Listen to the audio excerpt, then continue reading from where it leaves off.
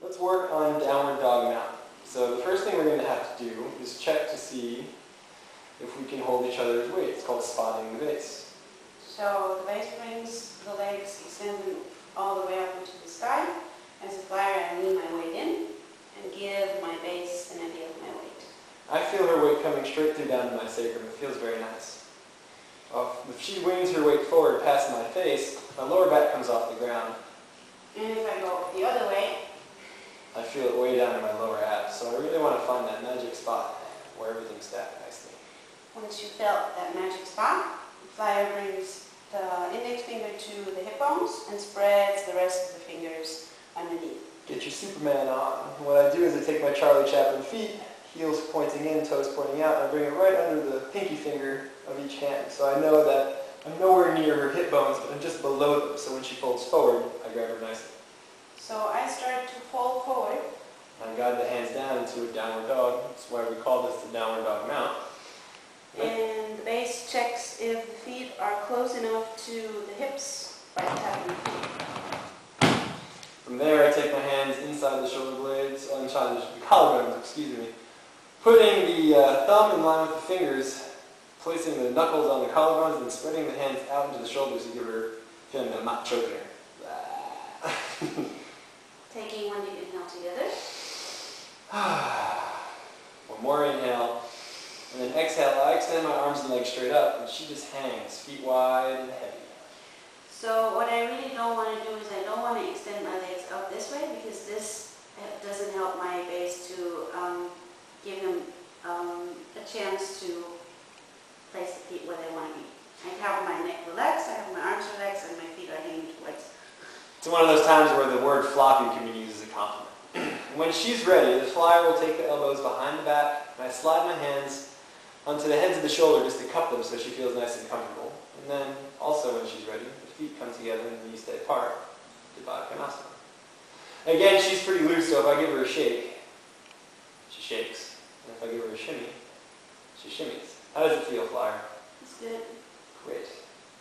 Now from here, when I feel that the weight is nice and strong, I can keep the arms and legs straight, take a breath in. Then I exhale, I bend one knee, and keep everything else long and strong. We call this the hip twist. Inhaling to extend, exhaling to bend.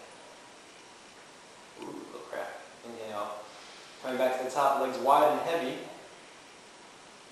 And then on the next inhale, prepare and exhaling, guiding the chest towards the thighs. What I'm doing is I really just let go in the lower back, just to fall forward. And when I feel that I'm there, I slowly guide my arms towards the floor.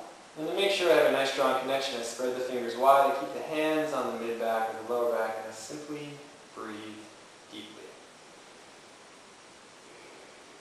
And so I'll give my partner some gentle reminders to let go of the lower back by taking the thumbs, the dowman, massaging into the lower back. And what I'll do here is I'll ask them, I'll invite them to take a deep breath in through the tailbone or the sacrum, and then exhale. I want that breath to come out at the top of their head. I want them to find length and depth in this posture. When I feel that they've dropped in, I can give a little shake just to say, hey, doing pretty good. And I'm always checking in. Flyer, how's it going? All right. Very good. Anything else you need to add? The only thing is keep the legs low. So you don't want to extend them up, you want to keep them low. Actually, let's add one more thing in here. Julie is really good at this. She stays nice and relaxed. But sometimes if she pushes her hands into the ground, it just takes all the weight off the feet, and I don't know where the heck she's going. So when I get her here, I want to make sure her hands are past the hips and that she's hanging nice and loose, and I always keep my arms in contact with her. Whenever you're ready, time is time. Bringing the hands to the hands, taking one deep inhale together. Exhale, pushing into the arms, bring the feet to the floor, holding on to the ankles. Give yourself a moment. And this is the time where the base gets to relax and the flyer gets to do a little work. So I start to lean back.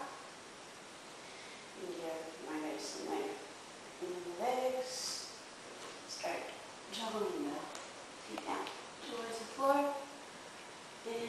practicing the practice of being precious. Namaste. Namaste.